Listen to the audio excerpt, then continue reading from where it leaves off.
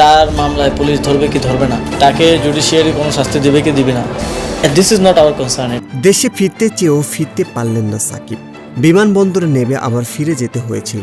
আসলে কি ঘটেছিল সেই দিন?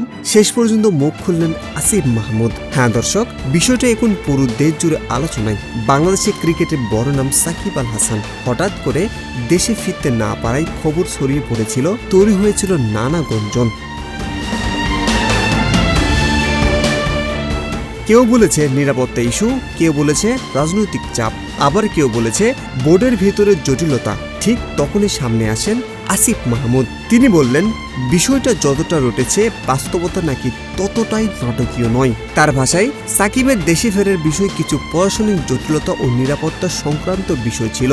পরিস্থিতি পুরোপুরি স্বাভাবিক না থাকায় সিদ্ধান্ত নেওয়া হয় আপাতত না ফেরার। তবে এখানে শেষ নয়।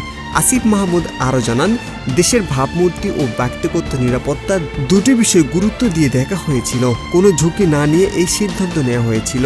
এখন প্রশ্ন হচ্ছে, আসলে কি শুধু নিরাপত্তা ইস্যু, নাকি এর পেছনে আছে আরো গভীর কিছু?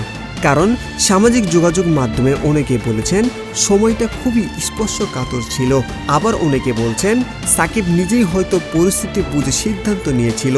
এই জায়গায় একটা বিষয় খেয়াল করুন, গুজব আর বাস্তবতার মাঝে কিন্তু বড় ফারাক থাকে।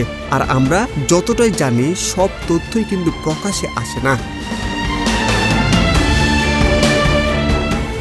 দর্শক, আপনি কিন্তু ভিডিওটা শেষ পর্যন্ত দেখছেন, কারণ বিষয়টা শুধু একজন ক্রিকেটারের নয়, এটা দেশের ইমেজের সঙ্গে জড়িত।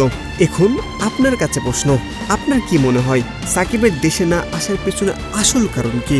শুধু নিরাপত্তা, নাকি ভেতরে ভেতরে আরো কিছু চলছে? কমেন্ট করে আপনার মতামত জানান। ভিডিওটি শেয়ার করুন যাতে সত্যটা সবাই জানতে পারে। আল্লাহ হাফেজ।